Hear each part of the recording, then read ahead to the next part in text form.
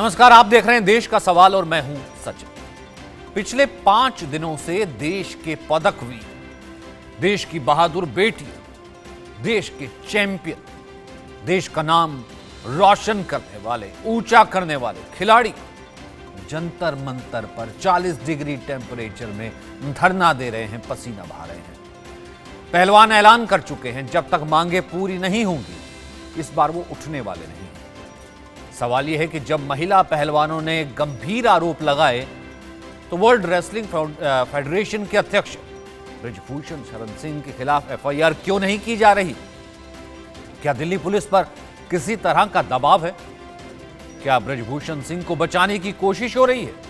ब्रिजभूषण कैसरगंज से एमपी भी हैं, बीजेपी के सांसद भी हैं, क्योंकि गंभीर आरोप लगाने वालों में अब एक और नाम जुड़ गया है, परमजीत मलिक, जो फिजियोथेरेपिस्ट रह चुके हैं। इतने लोग आरोप लगा रहे हैं, लेकिन ब्रिजभूषण अब भी अपने पद पर बने हुए हैं। ब्रिजभूषण अब भी जो अपने पद से टस से मस नहीं हो रहे हैं। सुप्रीम कोर्ट तक ये तमाम पहलवान पहुंचे। सुप्रीम कोर्ट ने पूछा दिल्ली पुलिस से कि क्या मजबूरी है, एफआईआर क्यों नहीं दर्ज की गई है? तो आखिरकार इनको कौन दिलाएगा इंसाफ और कब तक? ऐसे हम कहेंगे क्या खेलो इंडिया? चर्चा आज इस पर करेंगे, लेकिन उससे पहले देखते हैं क्या कुछ कहना था पहलवानों का। सुप्रीम कोर्ट ने अपने संज्ञान में लिया और हमें पूरी उम्मीद है कि वो हमारे साथ न्याय करेंगे।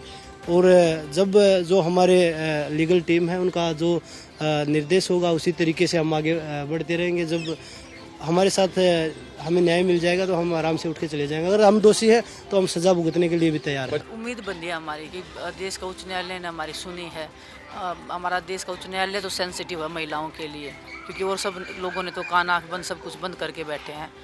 और बस अब न्याय की एक आसबंदी है कि शायद हमें न्याय मिले।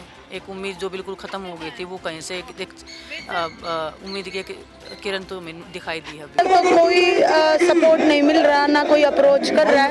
बस आज हमारा चौथा दिन है, 4 दिन हो गए लगातार मच्छरों में पड़े, मच्छरों में ही सो रहे हैं।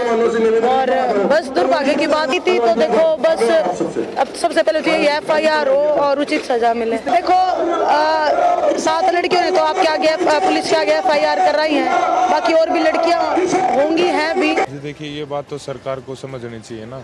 अभी हम तो बात यहाँ पे हमारी देश की बेटियों के मान सम्मान की है और उनके न्याय की है। तो जितना जल्दी अगर इस चीज़ को अगर वो संज्ञान में लेके अगर हमारे को न्याय देंगे तो उतना जल्दी हम वापस ट्रेनिंग पे जाएंगे। वहीं इस मामले पर ब्रिजभूषण शरण सिंह का क्या कहना है, आइए सुनते हैं। एक कविता मुझे इस समय याद आ रही है और कविता ये है, जिस दिन जीवन के हानि लाभ पर उतरूंगा,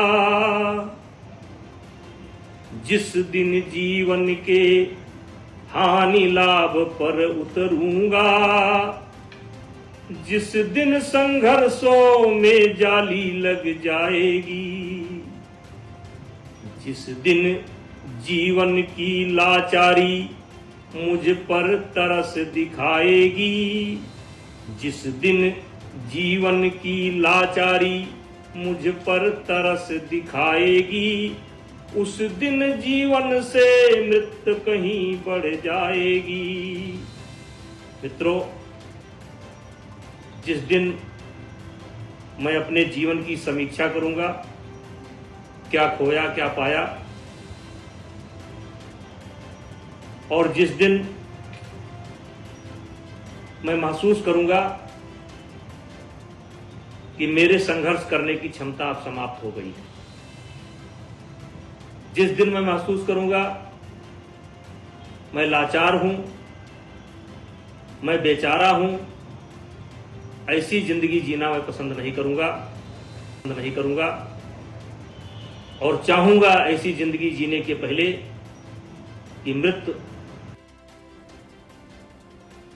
तो एक सांसद क्या पूरे सिस्टम से बड़ा हो सकता है कि एक एफआईआर तक दर्ज नहीं की जा रही है? देश का सवाल आज इन्हीं सवालों के साथ महिला खिलाड़ियों की आवाज कौन दबाना चाहता है?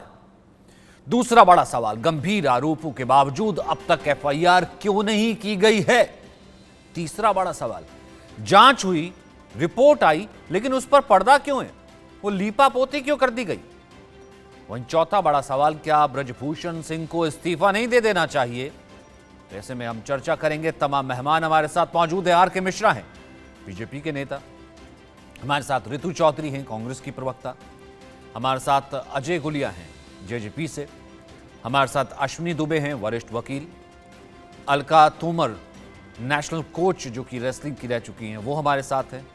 मनोज जोशी, हमारे स्पोर्ट्स एडिटर, भी इस वक्त हमारे साथ मौजूद हैं। सबसे पहले आर.के. मिश्रा, इस तरीके से खेलेगा इंडिया, ऐसे खेलेगा इंडिया जब पदकवीर, देश का नाम रोशन करने वाली बेटियां, देश को मुकाम दिलाने वाली, तिरंगे को कहां से कहां पहुंचाने वाले ये पहलवान 40 डिग्री टेम्परेचर में सोएंगे, मच्छरों के बीच रातें गुजारेंगे और इनकी सुनवाई नहीं होगी और एक एफआईआर तक दर्ज नहीं होगी। सचिन जी, निस्संदेह ये जो खिलाड़ी हैं, निश्चित तौर पर इनके कुशलता के ऊपर में, इनके क्षमता के ऊपर में, इनकी योग्यता के ऊपर में कहीं कोई संदेह नहीं है। और निश्चित तौर पर इन्होंने भारत का मान ऊंचा किया है और भारत देशवासियों का भी मान ऊंचा किया है। जहां तक बात है 18 जनवरी के घटनाक्रम की, अगर मैं देखता हूं सिलसिलेवार ढंग से, तो जिस तरह से सरकार ने इस चीज को संज्ञान लिया और बड़े ही गंभीरता से इन सारे विषयों को लिया और जो खिलाड़ियों की मांग थी उसके ऊपर में उन्होंने विचार किया और उसके साथ ही जो पहला उनका मांग था जो कि उनको कमेटी बना दी जाए, निश्चित तौर पर कमेटी का गठन भी हुआ। अब ब्रजभूषण सिंह जी का इस्तीफा चाहिए। अब वहां पर तीसरी ये थी जो कि कमेटी से आया क्या, कमेटी से निकला क्या, कमेटी की रिपोर्ट कहां गई? या फिर पहले ही, क्योंकि सर उस वक्त भी यही था कि कमेटी से कम में कुछ मानेगा नहीं। अनुराग ठाकुर से मुलाकात हुई, तमाम चीजें हुई, तमाम पहलवान अड़ गए, उसके बाद कहीं ना कहीं मीडिया का दबाव आया, कमेटी बना दी गई। मैं मान रहा हूं, कमेटी की रिपोर्ट में क्या निकला? यही तो खिलाड़ी कह रहे हैं, निष्पक्ष जांच करवा लीजिए, कम से कम हमारे कहने पे एक एफआईआर तो दर्ज हो। देखिए, अब जहां तक बात है एफआईआर की बात है, निश्चित तौर पर थोड़ी सी प्रारंभिक जांच है। इसी के आधार पर दिल्ली पुलिस ने भी अपनी जो मांग है, तुषार मेहता जी जो सॉलिसिटर जनरल हैं, उन्होंने अब सुप्रीम कोर्ट में भी कहा है। हालांकि ये मामला अब चूंकि सब जुडिश हो गया है, इसके लिए उसके ऊपर मैं ज्यादा टिप्पणी करना नहीं चाहूंगा, लेकिन सरकार का पक्ष जरूर मैं रखना चाहूंगा, जो कि जहां तक खिलाड़ियों को थोड़ी सी गंभीरता और दिखानी चाहिए थी यहाँ पे, जो कि संवाद बिल्कुल सरकार के साथ होना चाहिए था। जैसे पिछले धरने के ऊपर में हमने देखा था किसी भी राजनीतिक पार्टी को मंच नहीं दिया गया था, लेकिन अब देख रहा हूं चूंकि राजनीतिक पार्टियों का एक जमावड़ा लग गया है, एक मंच दिया जा रहा है। निश्चित तौर पर मुझे लगता है कहीं ना कहीं इसको भटकाने की कोशिश की जाएगी, ये मैं समझता हूं इस चीज को। लेकिन सरकार का जो निष्पक्ष रवैया है वो हमने देखा है, जो कि चाहे जांच कमेटी राजनीतिक पार्टियां तो सर मंच लेंगी। मैं तो बताऊं, अगर यहां पर विपक्ष में आप होते तो आप भी ये मंच ले लेते, क्योंकि कहीं ना कहीं यहां तो एक तरीके का एक चलन रहा है। राजनीतिक पार्टियां राजनीतिक तरीके से अपने हिसाब से तमाम प्लेटफॉर्म्स का इस्तेमाल करती हैं, लेकिन सबसे बड़ा सवाल यह है कि अगर आप एक राजनीतिक पार्टी का जिक्र करते हैं तो सवाल यह भी तो उठता है ना, सांसद महोदय तो वो आपकी पार्टी से हैं, तो ऐसी कौन सी ताकत है जो उनको बचाने का काम कर रही है? ऋतु चौधरी, मैं आपके पास आना चाहता हूं। और ये चीज लगातार पहलवान पहले भी कह रहे थे कि हमारा कोई राजनीतिक मंच नहीं है, सुप्रीम कोर्ट हम पहुंच गए हैं। अब कहीं ना कहीं जिस तरीके से बयान आते हैं या लगातार आ रहे हैं मंच पर, जो लोग भी पहुंच रहे हैं, ऐसा तो नहीं है ये पक्ष विपक्ष में पहलवानों के इन संघर्ष को और पहलवान बेटियों के इन संघर्ष को भी बांटने की कोशिश की जा रही है? देखिए, सबसे बड़ा सवाल तो यहाँ पे शशि जी ये उठता है कि इतना समय हो गया बेटियों को न्याय की मांग करते हुए, क्यों नहीं एफआईआर दर्ज करी जा रही? बेटी बचाओ वाले नारे का क्या हुआ? यहाँ पर बैठकर जो भाजपा के प्रवक्ता है वो बड़ी मतलब बेशर्मी से जो है इस बात को कहते हैं। अच्छा सचिन, सॉरी माफ कीजिएगा, सचिन जी, जो भाजपा के प्रवक्ता है बड़ी बेशर्मी से ये बात कह रहे हैं कि राजनीतिक मंच बना दिया गया है, या जो है राजनीतिक पार्टियां जो है इस मंच का इस्तेमाल कर रही है, तो आप इस्तेमाल मत करने दीजिए, आप एफआईआर दर्ज कीजिए, एफआईआर दर्ज कराइए और बेटियों को न्याय दे दीजिए। बेटियों को न्याय देने में इतनी परेशानी क्या है? और ब्रजभूषण शरण सिंह क्या भाजपा से भी ऊपर हो गया है? क्या वो प्रधानमंत्री से भी ऊपर हो गया है? क्या वो व्यक्ति जो इतनी बेशर्मी से जो भी गाना सुना रहा था, जो कविता पढ़ रहा था, क्या उसे बिल्कुल डर नहीं? क्या उसे बिल्कुल खौफ नहीं?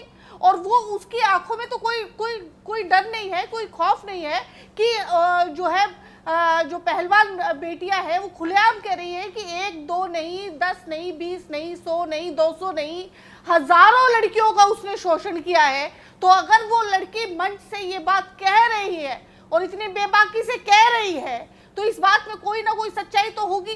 और एफआईआर क्यों नहीं दर्ज करी जा रही? ऐसा क्या डर है, ऐसा कौन से भेद है जो अगर ब्रजभूषण सिंह पर अगर एफआईआर दर्ज हो जाती है तो और कौन कौन से नाम सामने आ जाएंगे जिसके डर से एफआईआर दर्ज नहीं करी जा रही?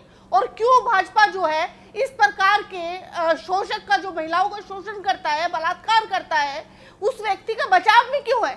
और हमेशा जो है भाजपा बलात्कारियों के बचाव में क्यों रहती है?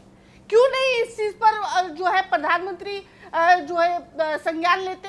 क्यों नहीं उन्होंने जब और सवाल पूछा था बजरंग पुनिया ने प्रधानमंत्री से और प्रधानमंत्री की तस्वीर उन्होंने अपने ट्विटर हैंडल से हटा दी है, ये मैंने देखा है। ठीक है मनोज जी, मैं आपके पास आता हूं, लेकिन उससे पहले एक सवाल जो है मैं अलका जी आपसे लेना चाहता हूं। जब पहली बार बैठे थे ना ये सारे पहलवान बेटियां संघर्ष करने के लिए, या फिर कह रहे थे कि सैकड़ों लड़कियां उनका शोषण हुआ है, तो एक चीज कही जा रही थी ब्रजभूषण शरण या फिर फेडरेशन के द्वारा कि अगर हुआ है तो साबित करो, मतलब जिसके साथ हुआ वही साबित करे। और अब एफआईआर भी नहीं, सुप्रीम कोर्ट तक पूछ रहा है कि भैया एफआईआर तक क्यों नहीं? देखिए सर, किसी को उस टाइम पे नहीं पता था क्या हुआ है, क्या कंडीशन है, क्योंकि एकदम से ये धरना प्रदर्शन हुआ था। वो उससे पहले कभी कोई इस तरह की आवाज भी नहीं उठाई गई थी।